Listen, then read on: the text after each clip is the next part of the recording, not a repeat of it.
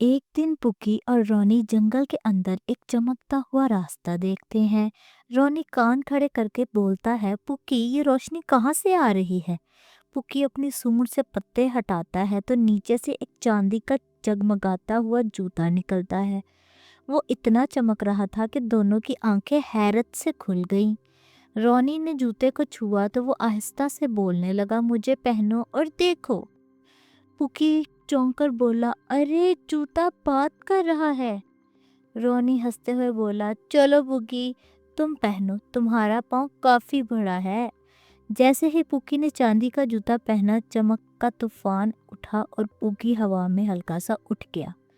वो उछलते उछलते रोनी के आगे जाकर बोला, रोनी ये जूता मुझे आसमान जितना ऊंचा कूदने दे रहा है।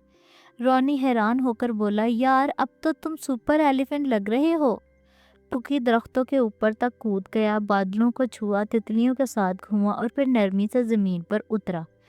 फिर जूता बोला, मेरी ताकत सिर्फ उनके लिए है जो खुशी दूसरों तक पहुंचाते हैं। पुकी ने फौरन कहा, रोनी मेरा सबसे अच्छा दोस्त है, मेरी खुशी तो सिर्फ उसी के साथ है।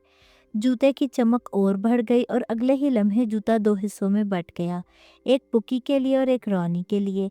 अब दोनों दोस्त चांदी के जूते पहनकर ऊपर नीचे कूदते, कहके लगाते और पूरे जंगल में खुशियां फैलाते रहे। जानवर हंसते हुए कहते हैं, जिसके दिल में दोस्ती हो उसके कदमों में चांदी की चमक आ ही जाती है।